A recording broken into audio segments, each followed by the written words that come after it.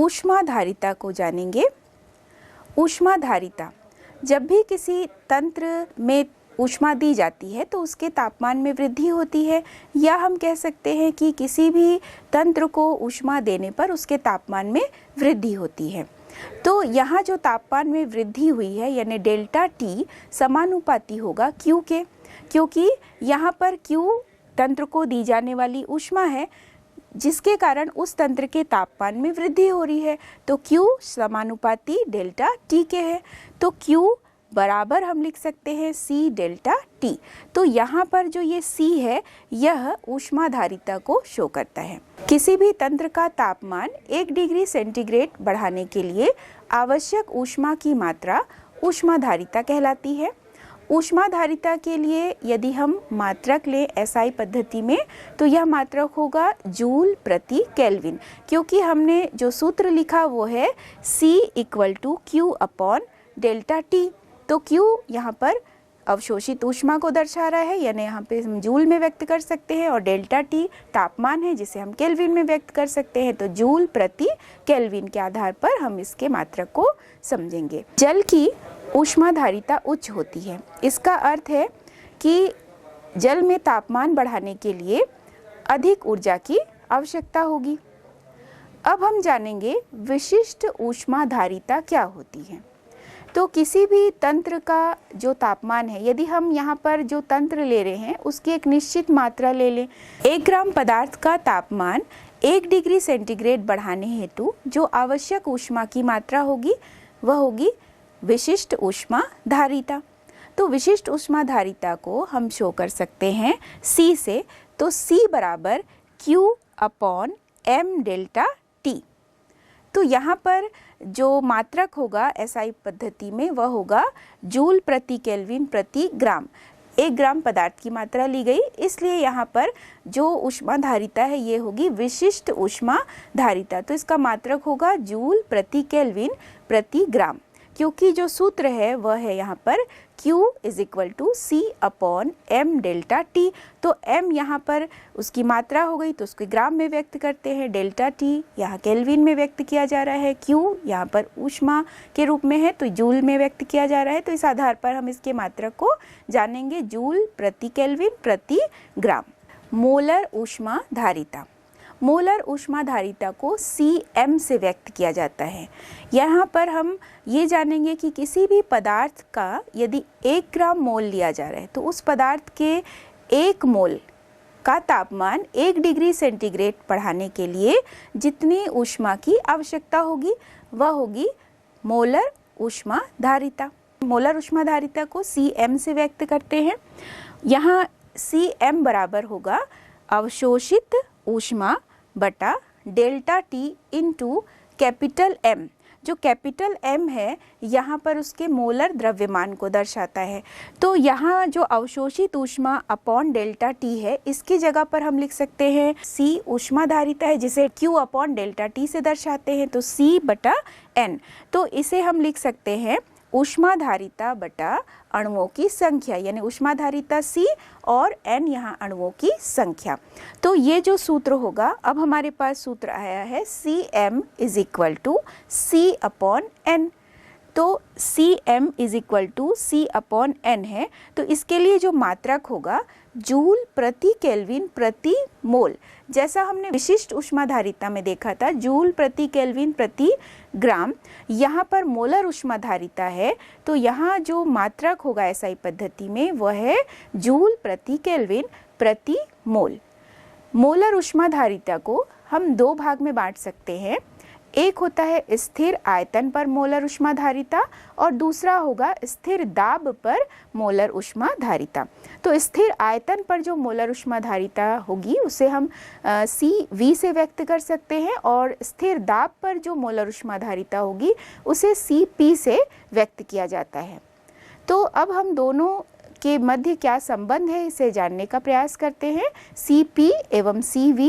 तो इसके लिए पहले Cv को जानेंगे, यानी स्थिर आयतन पर मोलर ऊष्माधारिता को किस प्रकार से व्यक्त किया जाता है। स्थिर आयतन पर मोलर ऊष्माधारिता, तंत्र के तापमान को 1 डिग्री सेंटीग्रेड बढ़ाने के लिए स्थिर आयतन पर उस तंत्र को दी जाने वाली जो ऊष्मा होगी वो होगी स्थिर आयतन पर मोलर ऊष्मा धारिता, जिसे CV से व्यक्त किया जाता है। तो CV से व्यक्त करेंगे तो यहाँ पर देखिए कि स्थिर आयतन पर तंत्र पर किसी भी प्रकार का कोई बाह्य कार्य नहीं होता है, तो W बराबर होगा 0, क्योंकि किसी भी प्रकार का बाह्य कार्य नहीं हो रहा है तो W इक्वल टू हम 0 मान लेते हैं।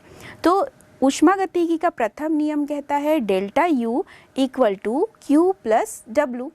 तो यदि delta U equal to Q plus 0 लिखते हैं, यानी W इक्वल टू 0 है, तो delta U equal to Q होगा। अब इसे हम कैसे व्यक्त कर सकते हैं? देखिए, यदि CV व्यक्त कर रहे हैं, CV यानी स्थिर आयतन पर मोलर ऊष्माधारिता, CV equal to Q upon delta T, यहाँ होल ब्रैकेट करके V लिख रहे हैं, यानी यहाँ पर स्थिर आयतन को शो करने के लिए। अब देखिए Q बराबर हमने निकाला था डेल्टा U, तो Q के स्थान पर हम लिख सकते हैं delta U upon delta T, और यहाँ भी होल करके V करना है। अब इस सूत्र को हम कैसे परिवर्तित कर सकते हैं? CV equal to Q upon delta T whole V equal to delta U upon delta T whole V। तो ये हो गई स्थिर आयतन पर मोलर ऊष्मा धारिता। अब हम जानेंगे कि स्थिर दाब पर मोलर ऊष्माधारिता क्या है। तो स्थिर दाब पर किसी भी तंत्र का जो तापमान है वह 1 डिग्री सेंटीग्रेड बढ़ाने के लिए तंत्र को दी जाने वाली ऊष्मा या तंत्र द्वारा अवशोषित की जाने वाली ऊष्मा, स्थिर दाब पर उसके तापमान को 1 डिग्री सेंटीग्रेड बढ़ाने के लिए जितनी आवश्यक ऊष्मा होगी वो होगी स्थिर दाब पर ऊष्मा धारिता, जिसे CP से व्यक्त करते हैं। P यहाँ प्रेशर को शो करता है।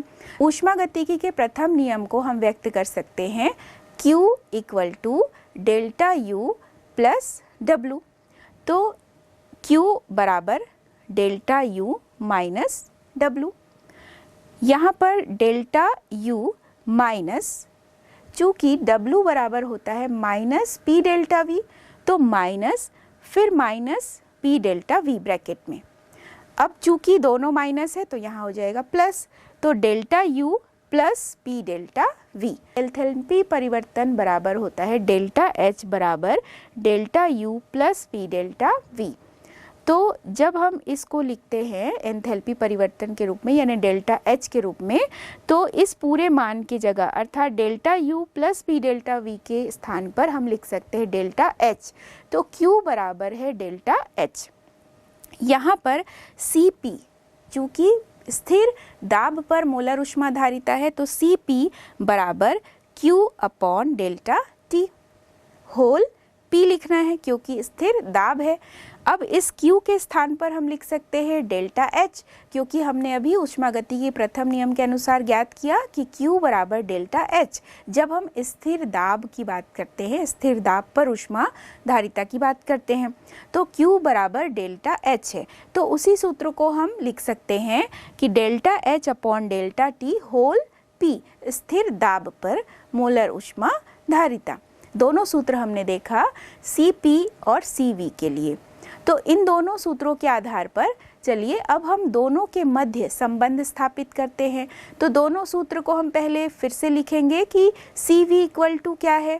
तो CV इक्वल टू यानी स्थिर आयतन पर मोलर ऊष्मा धारिता equal to delta U upon delta T whole V।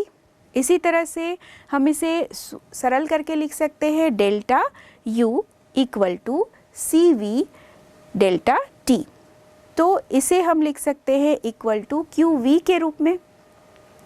अब देखिए, स्थिर दाब पर यदि मोलर ऊष्माधारिता को व्यक्त किया जाए तो वो होगा CP equal to delta H upon delta T whole P। तो डेल्टा H बराबर होगा CP डेल्टा T। तो ये इक्वल टू होता है QP के। तो स्थिर दाब पर और स्थिर आयतन पर जो मोलर ऊष्माधारिता है उसे हम इस प्रकार लिख सकते हैं। अब आप देखिए कि जो एंथैल्पी परिवर्तन होता है, एंथैल्पी परिवर्तन का सूत्र है डेल्टा H बराबर delta U plus delta PV। Delta PV इसलिए लिखते हैं माने दाब आयतन कार्य में किस प्रकार से परिवर्तन हुआ। तो आदर्श गैस समीकरण के अनुसार PV बराबर होता है RT, यानी अगर हम 1 मोल के लिए लेते हैं, N मोल के लिए लेंगे तो PV is equal to NRT होगा। यहाँ हम 1 मोल के लिए ले रहे हैं तो हम यहाँ पर PV के स्थान पर लिख सकते हैं RT। तो इस सूत्र को हम लिख सकते हैं डेल्टा H बराबर delta U plus delta RT। तो ये जो डेल्टा RT है, अब इसमें से देखिए इसे हम जब थोड़ा सा और सूत्र को परिवर्तन करते हैं तो डेल्टा H बराबर delta U plus R delta T। चूँकि डेल्टा RT हमने लिखा है तो R यहाँ पर एक स्थिरांक है, गैस स्थिरांक है, तो R में किसी भी प्रकार का परिवर्तन नहीं होगा, तो R डेल्टा T लिखा गया। अब यहाँ पर जो सूत्र है वो देखिए डेल्टा H बराबर delta U R delta T हमने लिखा। अब जो डेल्टा H है, डेल्टा H के स्थान पर हम लिख सकते हैं CP डेल्टा T। इसी तरह से डेल्टा U के स्थान पर हम लिख सकते हैं CV delta T plus R delta T। तो अब सभी जगह पर आप देखिए डेल्टा T कॉमन है, तो डेल्टा T को हम कैंसिल कर देंगे, तो जो शेष बचता है वो है CP बराबर CV प्लस R। तो R इक्वल टू होगा CP माइनस CV। यहाँ पर जो CP और CV में संबंध हमने ज्ञात किया वह प्राप्त हुआ CP minus CV is equal to R। इसे मेयर संबंध के रूप में भी जाना जाता है। यह मोलर ऊष्माधारिता पर आधारित है प्रश्न। 60 ग्राम एल्यूमिनियम का तापमान 36 डिग्री सेंटीग्रेड से 55 डिग्री सेंटीग्रेड करने के लिए कितने किलो जूल ऊष्मा की आवश्यकता होगी, जबकि एल्यूमिनियम की मोलर ऊष्माधारिता 24 जूल प्रति मोल प्रति केल्विन है। यहाँ पर मोलों की संख्या यदि हम एल्यूमिनियम के लिए ज्ञात करें तो 60 दिया गया इसका वेट है अपॉन 27 एल्यूमिनियम का परमाणु भार है। तो इसके लिए यहाँ पर n की वैल्यू इस प्रकार हम ज्ञात कर सकते हैं। यहाँ पर मोलर ऊष्माधारिता का मान 24 जूल प्रति मोल प्रति केल्विन है। तापमान में जो अंतर है 55 माइनस 36, चूँकि 36 से टेम्परेचर को 55 डिग्री सेंटीग्रेड तक बढ़ाना है तो हम अंतर निकालेंगे तो 55 माइनस 36, तो डेल्टा T का मान प्राप्त होगा। जब Q का मान निकालेंगे तो Q बराबर होगा N into CM into delta T। N की वैल्यू 60/27 इंटू CM की value 24 into delta T 55 minus 36। हल करने पर जो मान प्राप्त होगा वह है 1013.33 जूल।